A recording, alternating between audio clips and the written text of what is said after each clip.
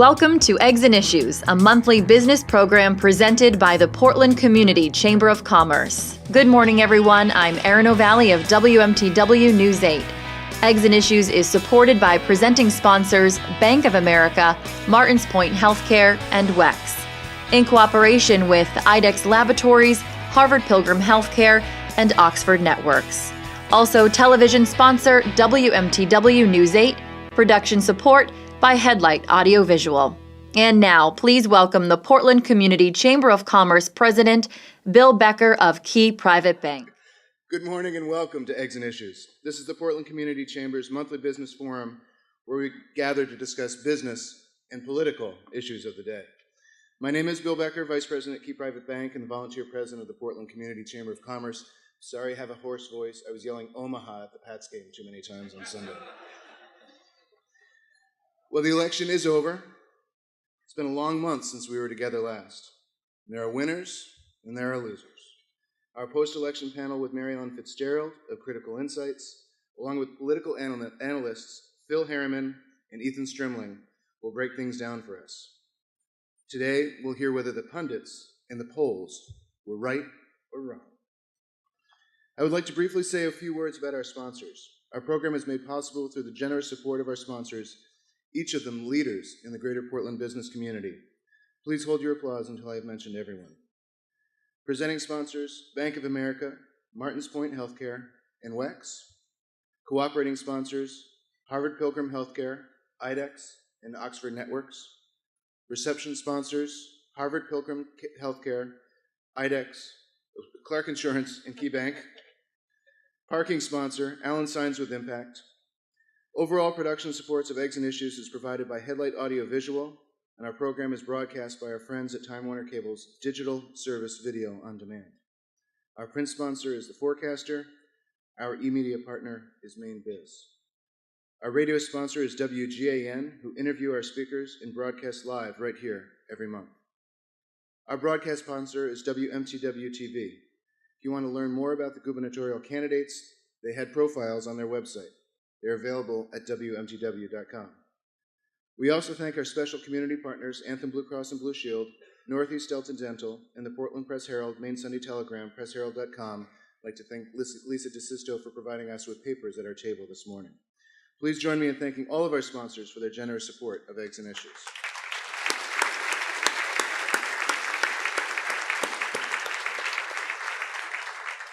Our Tomorrow's Leaders and Entrepreneurs program allows area high school and Southern Maine Community College students and faculty to attend Eggs and Issues during the academic year. We'd like to thank our sponsors, AAA Northern New England and Springborn Staffing, for their support of this program. With us today are students from Falmouth, Cheverus, and Portland High Schools, and we're also delighted to welcome students and faculty from Southern Maine Community College. Would you all please stand and be recognized?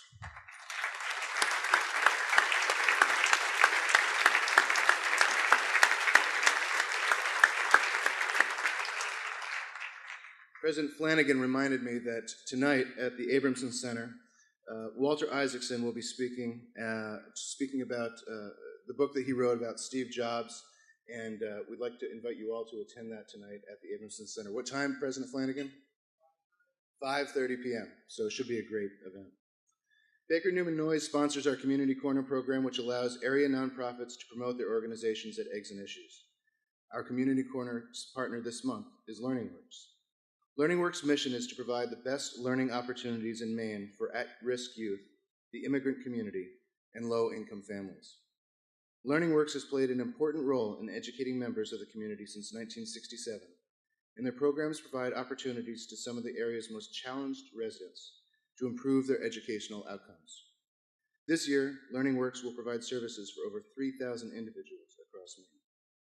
One of their programs, the LearningWorks Ames High AmeriCorps program, focuses on unique, innovative strategies to help schools put students on the path to success. AmeriCorps members provide tutoring, mentoring, and parent outreach to 6 schools across Maine: Riverton Elementary and East End Community School in Portland, Kaler Elementary in South Portland, Spruce Mountain High School in Jay, Carabec High School in North Anson, and Sumner Memorial High School in Sullivan. If you're interested in being an AmeriCorps member and serving students in your community, please introduce yourself to our special guest today, or visit the Learning Works website. With us today are Linda Cohen, Eric Knutson, and two AmeriCorps staff people working with Learning Works, Ethan Schechter and Heather Westy, as well as their president, Ethan Strimling. Would you all please stand and be recognized?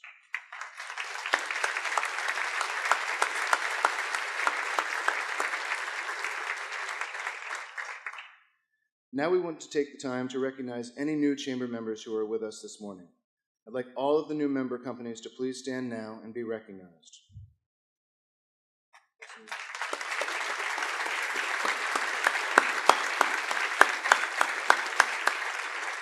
Welcome to the chamber. Copies of the complete list of our newest members are available at the registration area, or you can speak to chamber staff as well. And now on to our program. I'd like to welcome the Portland Regional Chamber of Commerce's CEO, Chris Hall, as our moderator, and our post-election panel, MaryEllen FitzGerald of Critical Insights, as well as our political analysts, Ethan Strimling and Phil Harriman. Please join me on stage.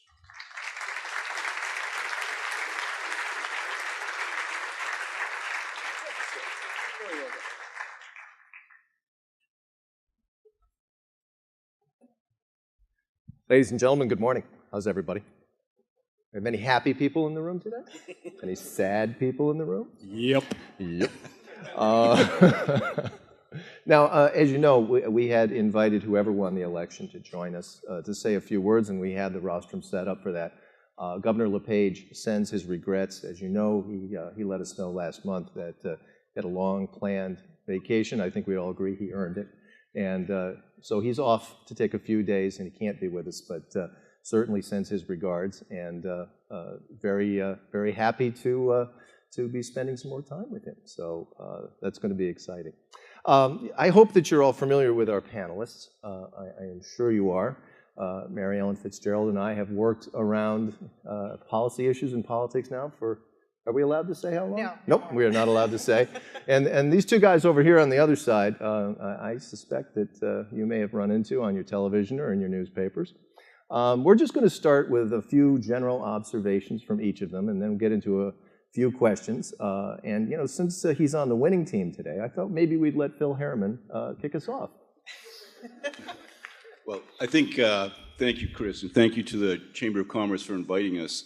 I think it's fair to say that Maine, whether you voted for the winners or not, is the ultimate beneficiary of the election. And I say that because there's been so much discussion around some of the public policy areas that Democrats and Republicans really couldn't find a way to build a consensus and agree on, whether it was energy costs, immigration, welfare reform, and several others. So to me, what happened last night was that Maine people pretty convincingly said to the governor and to the legislature, we think these priorities that were in this gubernatorial election are the direction we want to go in.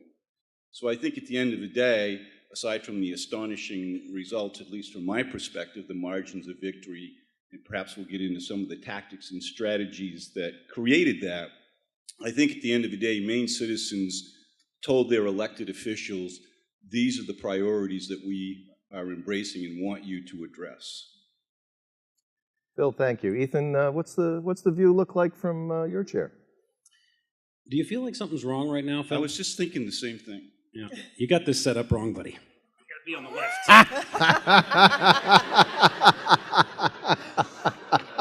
left. Very well done. Very well done. Thank you. Thank you. Much better. The view is much better for me. Yeah. Yeah, what a night, to say the least. You know, it's interesting.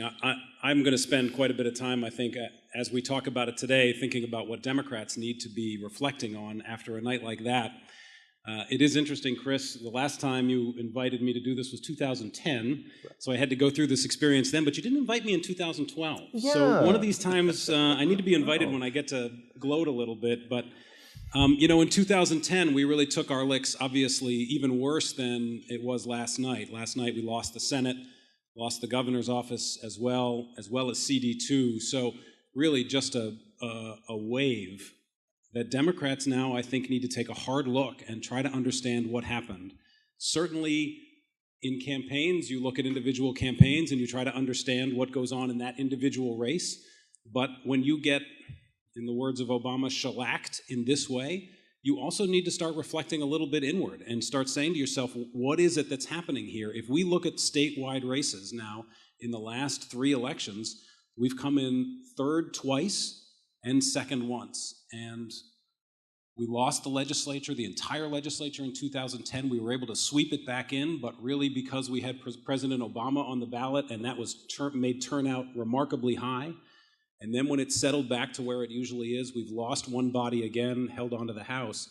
So that's a time for reflection, to really say to yourself, what is it, how are we governing? How did we govern? I don't mean to say this is going to be all about the Democrats, because obviously there's been a lot of tension. I think Governor LePage has some work to do in terms of trying to reach out and figuring out how to work with the other side of the aisle. I think 200 vetoes is not healthy for government, is not healthy for Maine, and I hope that doesn't happen again.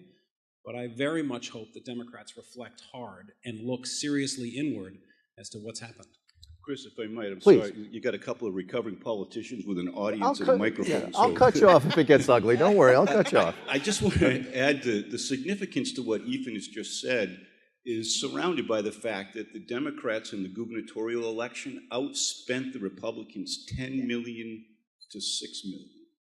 They brought in President Obama, Hillary Clinton, Bill Clinton, and so forth. So when you factor in the gravitas and the money that they brought in to support their candidate and what we, the people of Maine, voted on, I think really adds significance to what Ethan has just said. And understand, at least on the legislative side, there are 5 Democrats who lost their Senate seats.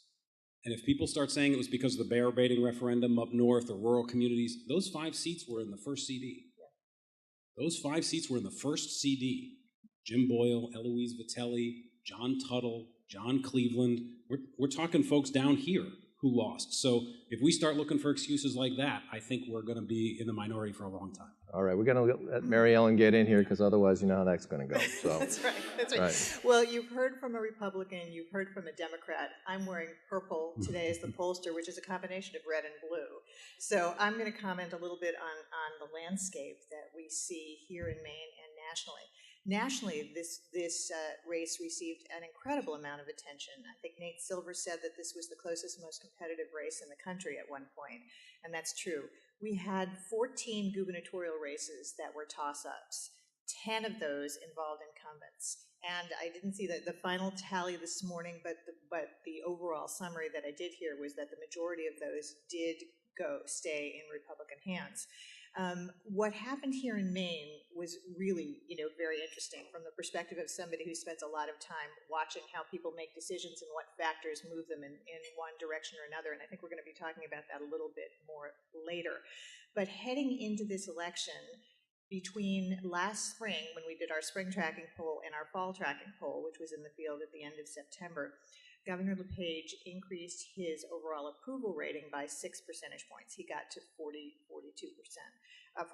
excuse me, which is not huge, not overwhelming, but certainly turned out to be more than enough. What was really interesting when we looked at the electorate, though, in trying to factor how they decided to give him a favorable or unfavorable rating was what they were thinking of. And so we asked people in the state how they perceived the direction of the state. What we found was that for those people who felt that the state was heading in the right direction, a strong majority said it was because of the governor. When we asked people who saw the state going in the wrong direction, what the rationale for that was, they said it was the governor. So I think, the perspective heading into the election was you had 2 very polarized electorate forces looking very closely at one person.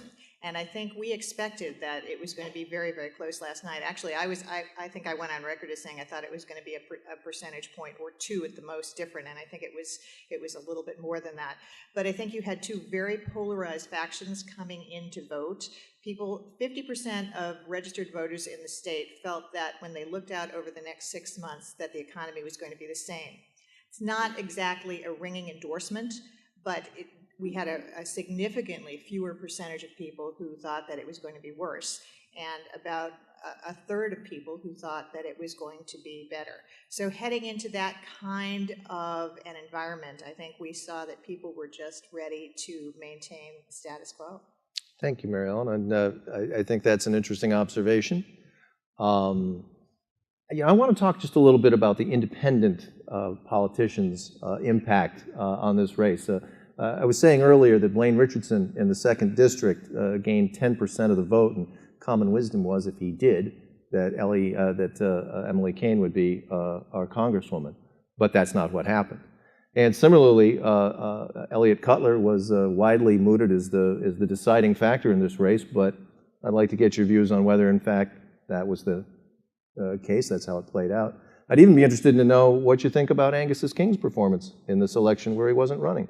So, gentlemen, I'd welcome your thoughts on the independents and how they impacted the elections yesterday. Yeah, very interesting. Everybody will debate forever and a day, was Elliott Cutler a spoiler or not a spoiler? It's just impossible to tell. If it had been a two-way race for the entire race, the dynamics just would have been different. I do think that it was very hard for LePage to get over 50%, regardless of who he was running against. So in that sense, perhaps you can say Elliott was a spoiler. But honestly, I felt with as much confidence as I could have around predicting races. If Elliott Cutler was below 10%, I couldn't see how LePage could win, because that would mean he'd need to get to 47%. And of course, he landed at 48%. Now, a year ago, who in this room thought Paul LePage would get 48%? I mean, nobody thought he was going to get 48%. Nobody thought he'd need to get to 48%, and you've got to give him credit for that. So I think that the independent played less of a role in this, obviously, but I do think if you have a two-way race, that's the only way that you're going to be able to tell what the dynamic might have been. And the Blaine Richardson up north, that's, we were talking about this at breakfast. If you put together Blaine Richardson and Bruce Poliquin's votes, you're looking at CD2 having voted 56% Republican. That district has not voted 56% Republican in at least 20 years, if not 25.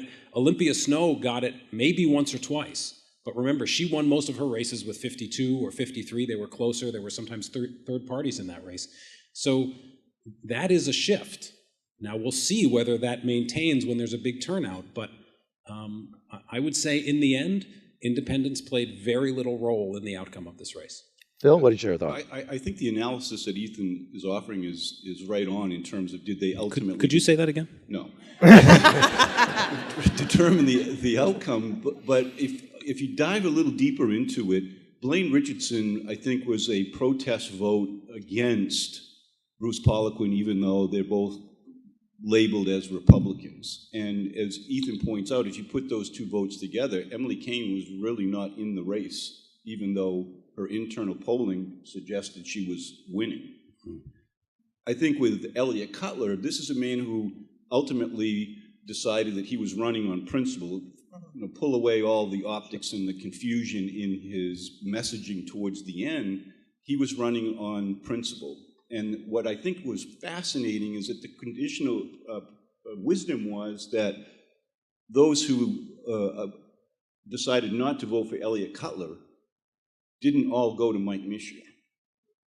And finally, with Angus King, I wonder if his illustrious reputation has taken a little bit of a hit. There was a lot of comments coming my way, not just from people who are Republicans, just people on the street who were just stunned that he would go all in for Elliott Cutler, and 45 or so days later, he's now all in for Mike Mishu, doing press releases and commercials and all the things that would suggest, hey, I'm solidly behind him. And I would sum it up by what a friend of mine said to me last night on the phone. He said, I'm not sure I want to be in a life raft with Angus King. MaryEllen, how did it look from your side? I'm going to agree. There's less debate about this than I think you would have expected. I actually agree that the independents didn't make a huge difference here. But I do want to say, one of the things that was interesting going into this election, and that we heard in the 2010 gubernatorial election as well, was the term spoiler.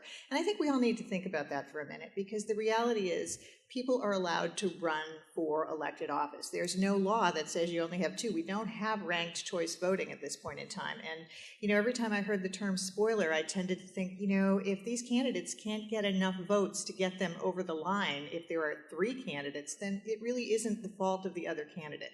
And I think going into this election, there was a lot of hype around, could Elliott do it? And if he didn't, was he going to be siphoning off votes? There was a massive campaign to sort of reposition the Elliott Cutler votes to Mike Michaud. Certainly in the last few weeks, we had a sort of a half-hearted, not actually a giving away of Elliott's votes, and not exactly a withdrawal, but something in between where he said, if you don't think I can win, vote for somebody else, but I think I can win. And so, it was that kind of half-hearted messaging that I think tore away a lot of his support. He ended up with 8 percentage points, which is significantly different than what we saw in the 2010 election. But I agree. I think Phil had a really interesting point that we all need to think about. Everyone assumed that Elliott Cutler's votes were going to absolutely go to Mike Michaud, and that's not the case. It didn't even break that way. And so I think had we had a 2-person race, although it would have been a struggle for the governor to get over 50%, I think we may very well have had the same outcome as we did. One of the things that we've been watching is, we always track the governor's approval rating, and it's interesting because no governor is ever happy when you release that information. So we're alternatively, depending on who's in the Blaine House, sort of cast as the pollster for the opposing party. But one of the things that I have always seen was that this governor, no matter what he did, was going to always get between 37 and 39% of the vote. And that is not a bad position to start running for re-election with. Now, he was not going to hit 60, and there was a lot of debate about whether or not he would hit 50. But I think that the role of the independent was really not as pivotal as it was positioned to be. Thank you. Mike Violet has some instructions if you want to get that 61% sticker off the back of your car, just a little removal technique. Exactly. It seemed like there was an awful lot of money. There was a ton of money in this race. Maybe, I don't know if it was more than ever, but I want to ask you all, MaryEllen, you can start. Did it matter? Well, apparently it didn't. There was a lot of money. I think that the last number I saw was overall there was about $11.8 million that was poured into. So the big beneficiary in this was the media, really. I think part of what we also expected, there was going to be a lot of money. There was a lot of national attention. There was a lot of money coming in from out of state, which plays differently in different parts of the state. That was interesting. But at the end of the day, the candidate who won spent the least. So I think money is important in that it enables people to start getting their message out. It does allow a significant sort of air war when you hear a lot on TV. And I think that the sort of media channels and the way to distribute information about candidates are changing pretty drastically. But I don't think money bought the election this time. And I think one of the things that's really interesting, we've gotten a lot of national attention for a variety of things in Maine. We were certainly on the focus of a lot of the national news pundits last night, and probably will continue to be for the next couple of days. But I think it really is a question of how much money does make a difference. And I think you need to get your message out there. The Get Out the Vote activity was incredible. I think there's a traditional wisdom that the Democratic Party has an incredibly efficient machine. I think the overall voter participation is going to come in at about 60% or more, which is a phenomenal turnout for Maine. But I think, the candidate who spent the least amount of money won, and I think we need to pay some attention to that. So, gentlemen, if MaryEllen's right, did we learn something about Maine voters last night that we should pay attention to? I think MaryEllen has it exactly right. There comes a point in time where the law of diminishing returns sets in, and I'm proud to say that Mainers made up their minds probably a week or more ago if they were not convinced as to who they were going to vote for. And there wasn't anything that came across the media that pushed them away from their basically heart and soul decision. And I would add to that you're going to find in the days to come there was tremendous amounts of money, $80,000, $100,000, $120,000 spent to unseat Republicans and some Democratic state senators by outside groups. So there's money that I don't think you've yet really gotten to see how much was there that were zeroed into specific geographical areas to unseat someone, and by and large, it didn't work, which tells me we make up our minds and are somewhat immune from the messaging that tries to change that. Ethan, what do you think?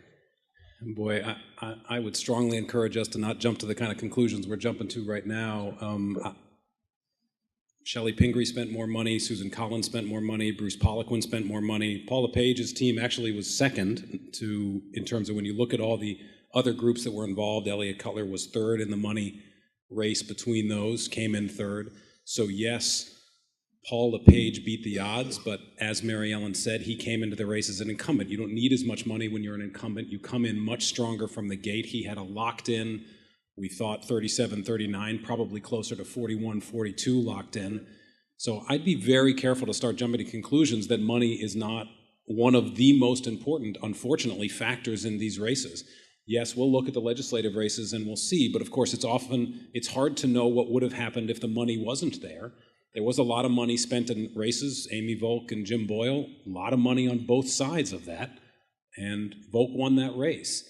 Now, a lot of money was spent to protect Gratwick up in Bangor, and he was protected. So I think we have to be very careful to jump to any conclusions that money is not still very, very important, unfortunately, in who it is that wins races in this country and certainly in Maine. Let me just add to that. One of the things we do need to also look at is the source of the money. And that's I think, what a lot of people are going to be looking at in the coming days when there's a really detailed analysis of the money that was poured into Maine and who the providers of those dollars were. Because I think that does ultimately have an impact. Mainers typically rile against outside money coming in and trying to sort of force their votes. And I think that's part of what we saw with the backlash last night.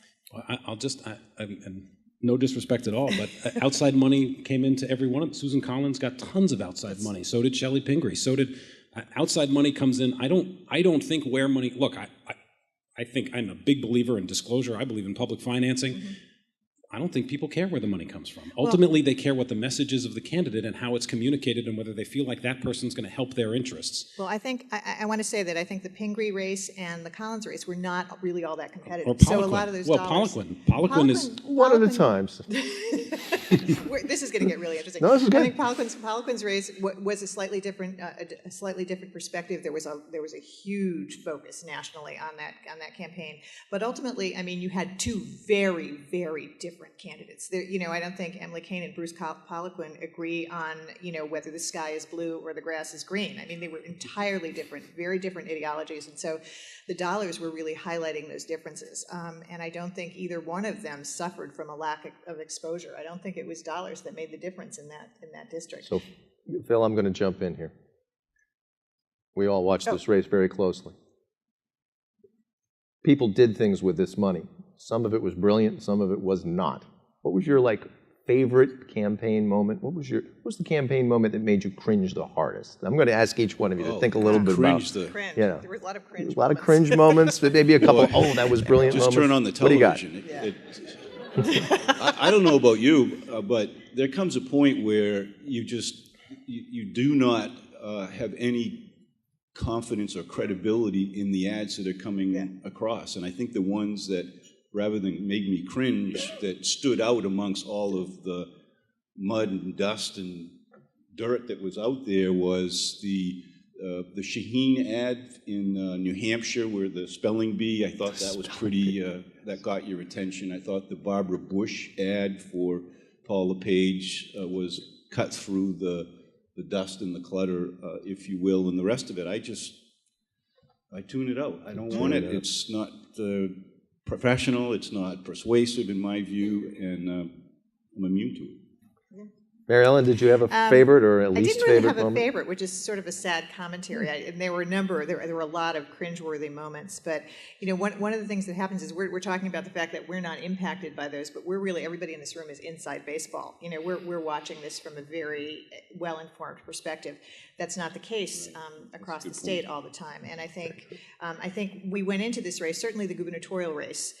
People had their minds made up early on. I think there was some erosion, a little bit back and forth, but certainly not the amount of swing that you sometimes see in other elections. So I think when that happens, people tend to look for things or respond to things that reinforce the wisdom of their decisions. I think there was some really bad messaging out there.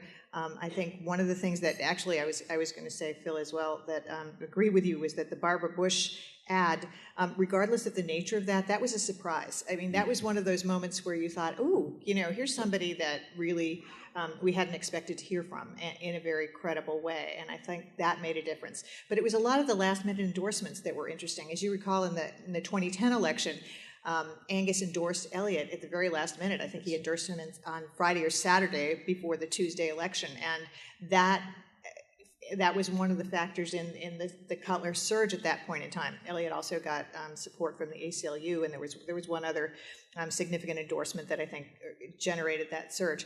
That obviously didn't happen this time, and I think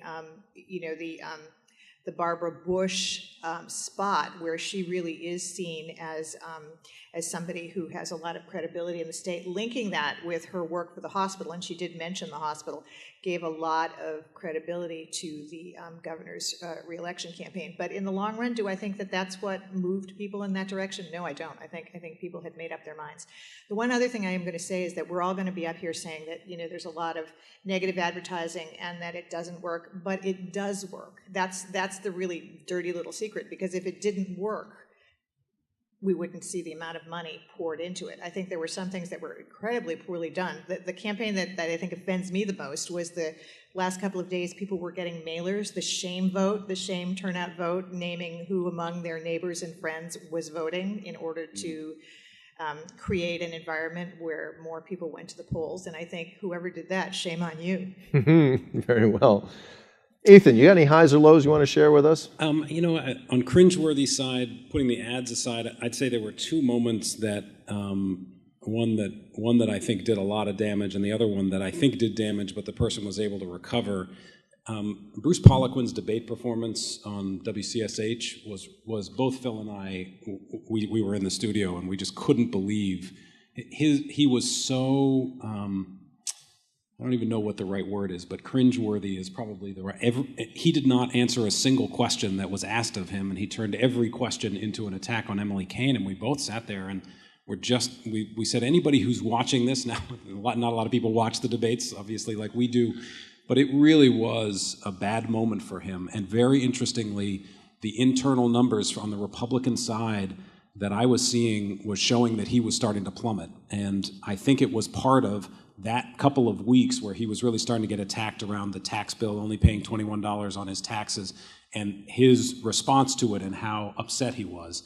So that was a very cringeworthy performance. The other one was when Elliott went after Mike and made those comments in the first WCS televised debate and said, you might want to listen, you might learn something, Mike, and Elliott had to go on TV the next night and apologize for it.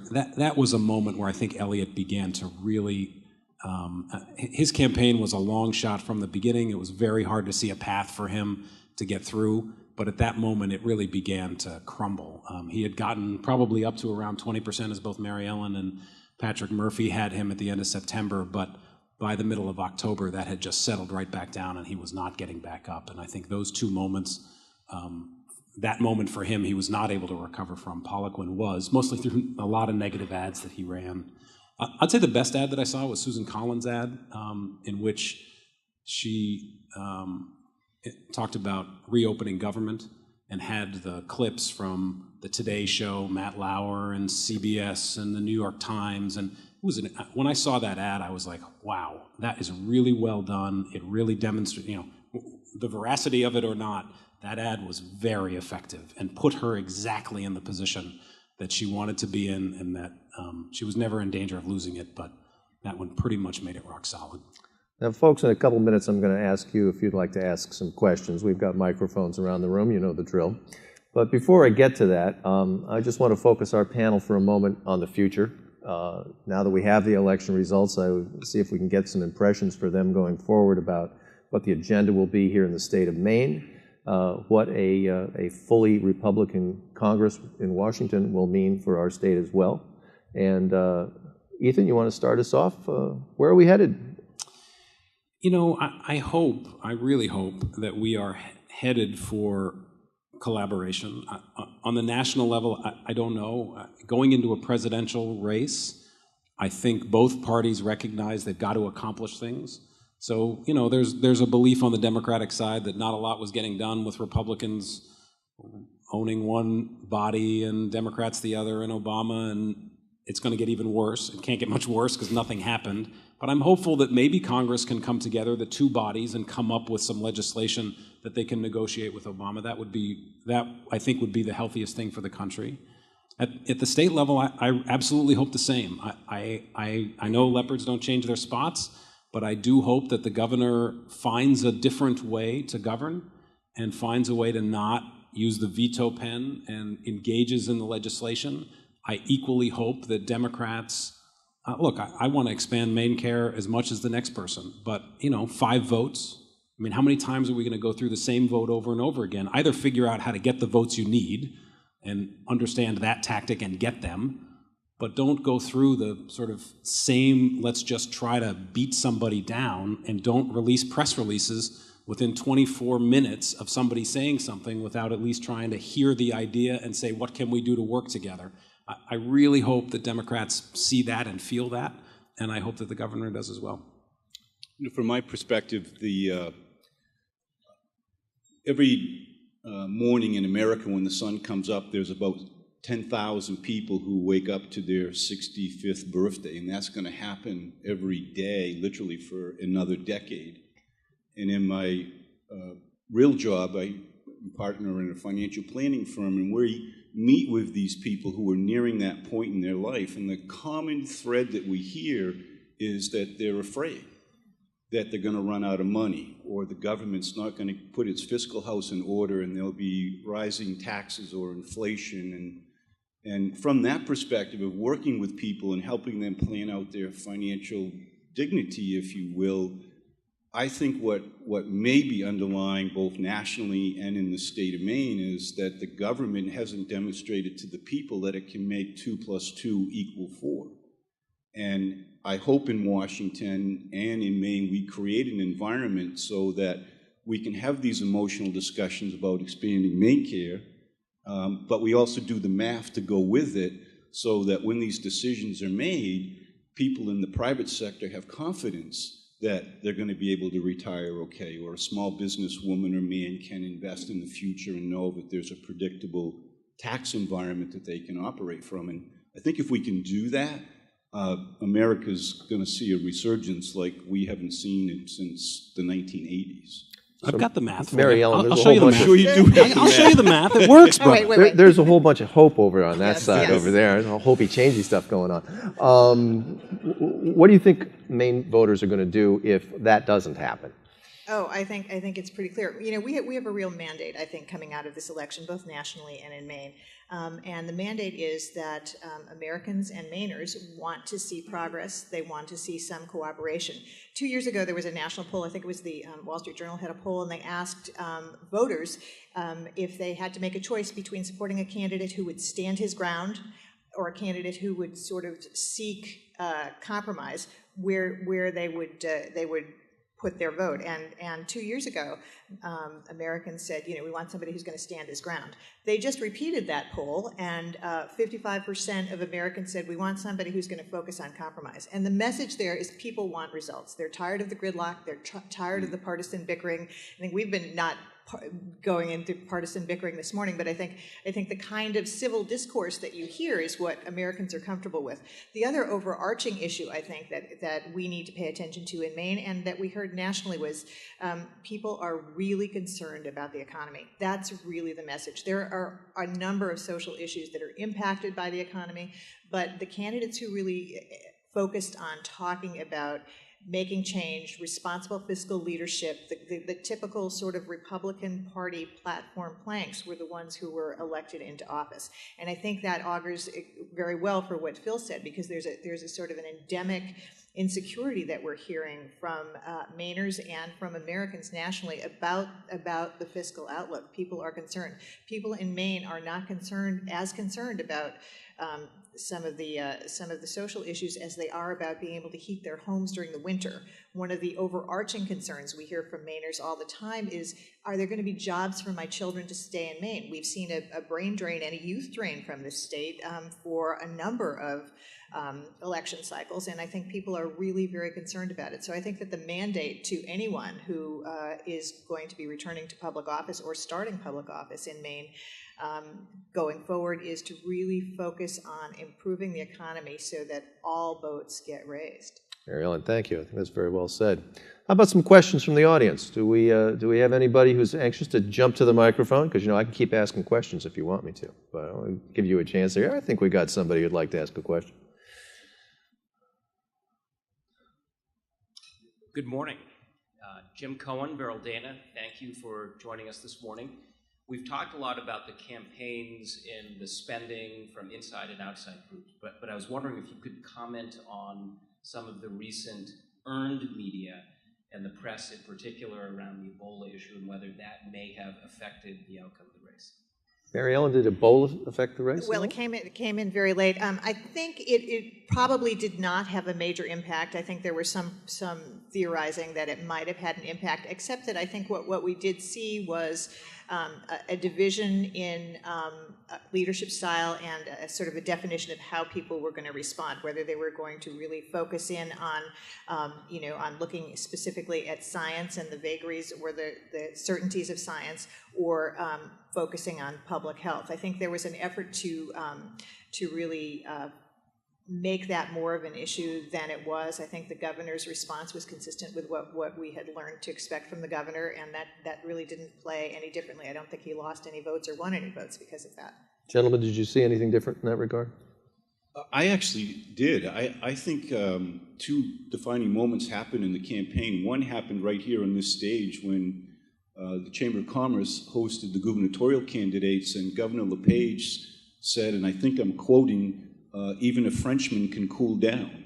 And I think for many people who left that breakfast meeting, it was a clear indication that maybe the governor was beginning to see that his style and tone had hurt him in the past, and that he was recognizing that. Fast forward to a week before the election, and Paul LePage, in a measured way, was on national news, all the channels, frequently for several days, showing that he could handle, or that he was confidently handling, what could be a major national epidemic.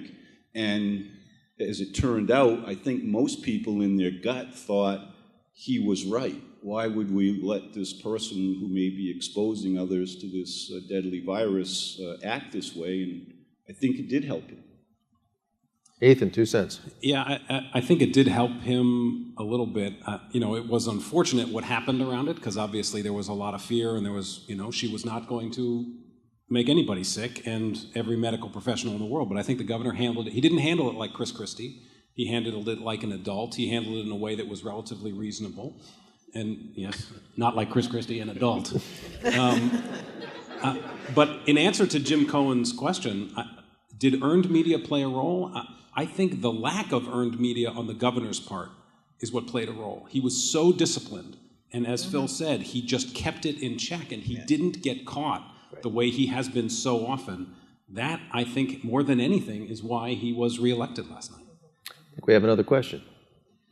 Hi, thank you. My name is Deborah Yord. I'm a teacher at Falmouth High School and a lifelong Mainer.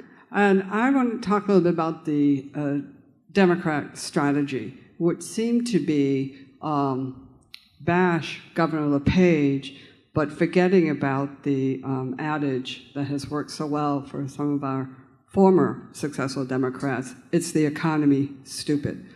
Have the Democrats forgotten that it's the economy? Ethan, have the Democrats forgotten? I would say I don't think so. I think the reason that Democrats lost the race more than anything else is because LePage was so good at keeping the issues on what he wanted to talk about, and that was not the economy. He wanted to talk about welfare, he wanted to talk about immigration, and he was on that lily pad, and we were responding to it. That was our mistake, right? We engaged in that conversation, which are very uncomfortable conversations for us to have, because we don't sort of like the answer that most people like on those questions. And for better or worse, but from my perspective, for better. But I think we wanted to talk about expanding Maine care for folks, which is an economic issue, and the minimum wage, and bringing jobs into the state, et cetera. But the governor did a very good job staying away from that issue, getting it on these issues, and that's why ultimately we lost. I'm going to disagree slightly with that. I think that the governor's discussions about immigration reform and welfare fraud had very strong underpinnings to his economic perspective. I think he really was talking about the economy, and he was targeting issues that people tend to look at when they look to see why the economic profile of the state is not necessarily where they want it to be. I do agree with Ethan that he was extraordinarily disciplined, and I think he did have a number of issues that he was promoting, but I think they all had very strong economic undertones, and I think the economy really was what moved the election quite strongly. You know, it's interesting when you look at attitudes across the state. We talk about having 2 Maines or 3 Maines or 4 Maines, and I think that economically that's a very accurate perspective. One of the things that happened early on in this election was there was a little bit of a give and take tussle. It wasn't a little bit; it was a significant tussle over who was for choice the longest. You know, that was sort of the debate. Was it Michoud? Was it Cutler? The governor was not in that debate, obviously. But that kind of focus on who supported women's issues the longest, I think, was important inside baseball. That's not what Mainers were concerned about. Mainers are concerned about jobs. You know, the number one issue that's keeping Mainers awake at night, according to 60% of our registered voters, is the economy. Concern about unemployment. When we were in the field for our tracking poll at the end of September, we saw a doubling of concern over unemployment, and that was before the paper mill closure was publicized. So I think those were really the issues that were driving concern, and when people have a heightened sensitivity around their economic well-being, and there are examples that they can see or attach blame to, that really underscores the focus that they have on the economy. And I think the governor positioned himself as addressing those issues that were negatively impacting the economy. Phil, didn't it feel like a gift from a Republican perspective that Democrats couldn't talk with any specificity about what was going wrong in the state? Yeah, I think there's a couple of things that were really beneath the radar screen. First of all was, if you remember back to the last phase of the Baldacci administration, and the stimulus money came from Washington, and that enabled Governor Baldacci to reduce general purpose aid to education and replace it, if you will, with the federal dollars from the stimulus package. In comes LePage, and the stimulus money's gone, and Governor LePage increased funding for education. Yet, if you listen to the commercials from the Michoud campaign, it was that he cut education. Mike Michoud was talking about the tax cuts for the wealthy. It's sort of a tacit way of saying, I'm going to increase the taxes.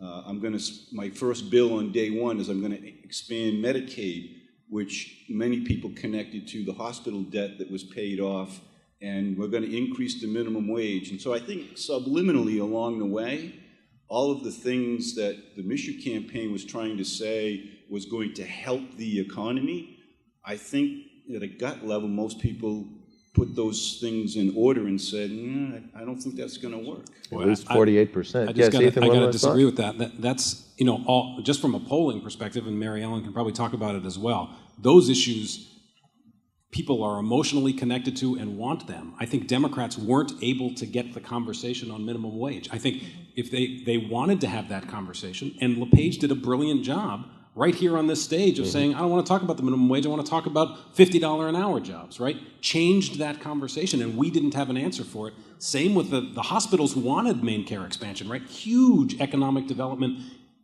hundreds, if not thousands, of jobs in the state of Maine, but we didn't frame it right. When you say that, though, think back to one of the debates where Elliot Cutler challenged Mike Michoud and said, Mike, I've added up all your great ideas, and they're $300 million.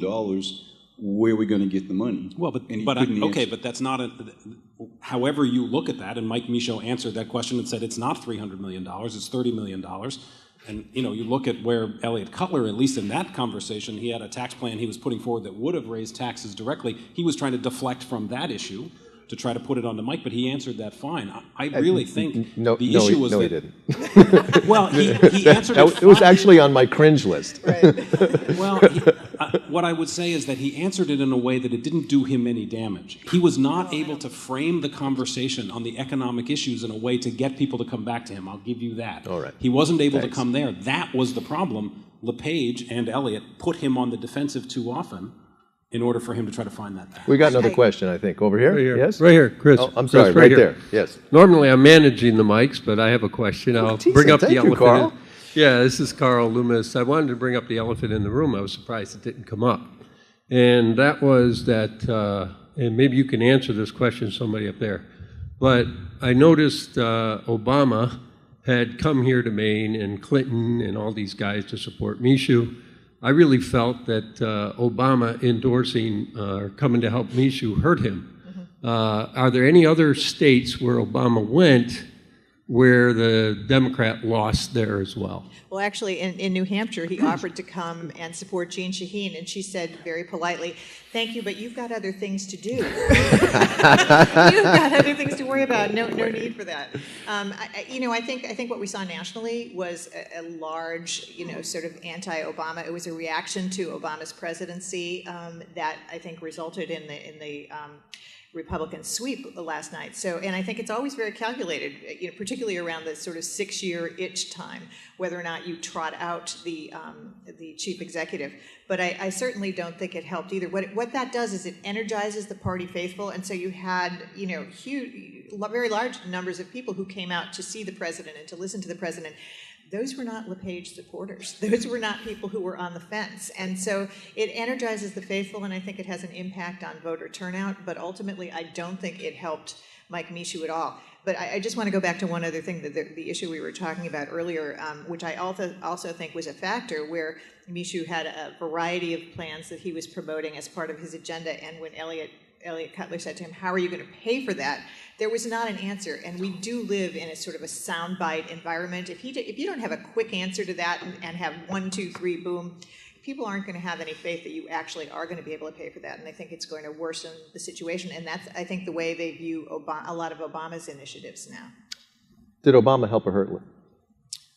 I had the pleasure of attending that event, thanks to my undercover security team with Ethan.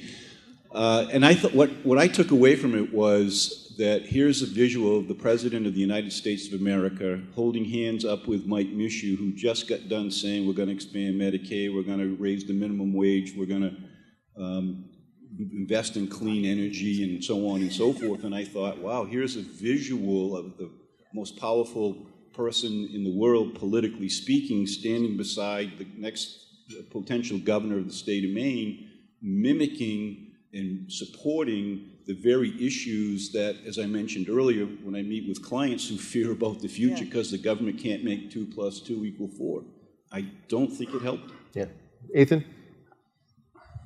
It's very hard to tell. Look, when the President of the United States comes, Michelle Obama, Hillary Clinton, Bill Clinton, those are very significant people who a lot of people, maybe not everybody in this room, but when you put those 4 people together, there is no doubt that there's well over a majority of Maine people who like somebody in that package incredibly well. Michelle and Hillary clearly targeting women in the state who are look to them as leaders, and so I think that both parties make this mistake in midterms. In 2006, Republicans would not roll out George Bush, even though he was very popular among his people and could fire up his base, and they got crushed. And I think the same thing happened this time, where we run away from the leaders of our party because we think for some reason that they're bad for us, and I don't think that's true. I think, Obama didn't go enough states for us to be able to figure out whether or not his impact was positive or negative, but he fired up people in a way, at least in my world, that people were incredibly excited. And remember, as this thing was going forward, Michaud and LePage were both rising. And I'll keep coming back to this. I know everybody else thinks that Michaud blew that answer. Let me tell you, Michaud gained points from the time that he gave that answer that you think ruined it for him. He was, where was he? 37, 38%, and by the time kept rising in every poll. So maybe we didn't like one specific answer, but clearly Maine people didn't look at that one answer and say to themselves, oh, now I don't think that this guy's got it right. You have to look at the totality. What does he want to accomplish? And that's what people responded to. Now, he lost, so he didn't communicate that well enough. But on the Obama question, I don't think that we should be running away from our leaders the way that we do. Both parties do it in midterms, and both parties at midterms usually get shellacked, so maybe they ought to change that traffic. This gentleman over here has been very patient. We have time for just about one more question. Please, sir. Thank you. Hi, I'm John Smith with Great Falls Construction. And I had one comment that you made, Ethan, kind of piqued my curiosity. And you said that you hoped that he would govern differently in the next 4 years. And I was kind of curious, in order for Governor LePage and the Republicans to get more support or better efforts to move forward, can you elaborate on that? Are there a couple of bullet points? I'm sure there's a long list, but a couple of bullet points that you were trying to get at when you said you hoped he would govern differently that would probably promote more support? Well, so I think there are two things that have to happen after every election. The winner of that election has to be humble, and the loser of that election has to reflect. And I hope that the governor doesn't go in and feel like, oh, I've won some incredible mandate and now I'm going to try to jam everything I want down your throat, right? We see it all the time in presidential elections. Remember, he won with 48% of the vote. So it's not a huge mandate. It's 48%. He won. On the flip side, Democrats have to recognize that he won. And he got a lot more support than any Democrat believes he was ever going to get. And more than any Democrat believes he is that popular. So they have to recognize that he does get a lot more credibility. I just hope that he's willing to compromise more. And again, I'm not putting all of this on him. I've never been in the place that this is all the governor's fault in terms of how the communication works, because I do think that Democrats shoot out press releases way before they think about it, and that's not a good way to govern. But when you're vetoing 200 bills, that means you have not been engaged in the committee process, most probably. You just haven't been working with people to try to find a solution. Even the main care expansion issue, which we've talked about a number of times, there was a bill that paid the hospitals, gave what Republicans were really looking for, and that expanded main care, which both the hospitals wanted. Democrats, Republicans won. You put it across the board. Yes, it was paid for as well. And that was a good compromise, and I thought it was unfortunate that that got lost. I hope that we can find more of those kind of compromises from the governor, but also from the Democrats as well. Phil, we're going to stay on time here and close at 9. Give us a couple closing thoughts. Just real quick, I think what most people overlook is that there's another election that starts this morning. Mm-hmm. Yeah. Very true. And the election that most people don't even know about is the one that's happening inside the State House. All of these people who got elected are now descending upon the state capitol, and behind closed doors, they're going to broker who's going to be in power, including committee assignments, who gets the gavel, who's the majority leader, and so on and so forth. And that is taking place, I suspect Ethan would agree with me, literally as we speak. Since about 2 o'clock in the morning last night. Exactly right. To answer your question, I think the governor has a great opportunity. He understands the drill. I'm not sure he fully understood when he first got elected, in spite of people like me trying to explain what was about to unfold. I think he gets it now. And if he's wise, he'll take this as an opportunity to help galvanize these power brokers behind closed doors, and that he will use it as an opportunity to recognize that he's got 4 years to build a legacy that will last forever. And it's not how you start, it's how you finish. And if he uses this as an opportunity, he'll be able to finish really strong. Well said, Phil. MaryEllen, you get the last word. Oh, thank you. That's really unusual in my life to get the last word, so thank you for that. What I would say is I think the mandate is not just on the governor. The mandate is on the legislature as well. And I think that, the comment about the next election starting at midnight last night or 2 o'clock, whenever the final numbers was in, is quite accurate. But it's not just a gubernatorial election that's starting. We're starting to gear up for a presidential election. There's a presidential election coming in 2 years, and we've had a sweeping change in leadership and direction of the country.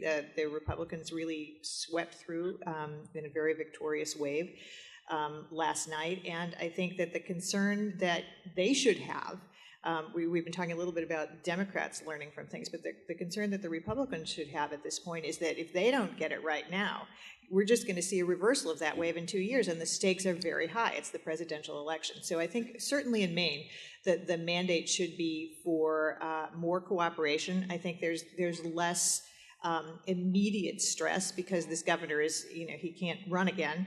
But I think that there's a mandate to anyone who is heading to Augusta now to try to make things work, because the message from voters is that gridlock is not working. The message is very clear that we want you to focus on the economy and on the impact of the economy, that is the #1 issue in the state. And if people can't come together with that focus and certainly have a spirited and interesting debate about how you get to a better economy and how you get to more prosperity in the state. But if people can't come together and maintain that focus, and they're maintaining that kind of partisan bickering that has come to characterize elections and politics in the state, they're going to lose. So there's really a lot of pressure now. This is a sweeping change, and we'll see if it really does make a difference. But I think there's as much pressure on the legislature as there is on the governor. MaryEllen, thank you. Can we have a round of applause for our panelists, please? Thank you. Well done, guys. Well done. Thank you.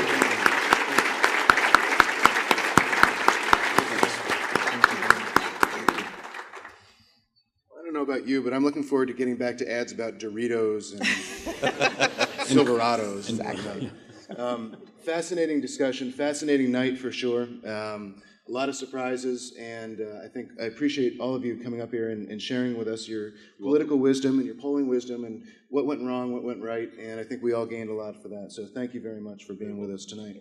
As a thank you for your participation, we will be making a donation in your honor to LearningWorks. So thanks very much. Some final announcements as we wrap up. You can stay up to date on everything related to the Chamber by connecting via Facebook, LinkedIn, and Twitter. Stay tuned to the Chamber's website for video of this morning's Eggs and Issues. We hope to see you again on December 3rd, when our guest speaker will not be a politician. It will be Anna Eleanor Roosevelt, President and CEO of Goodwill Industries. Thanks again, and have a great day.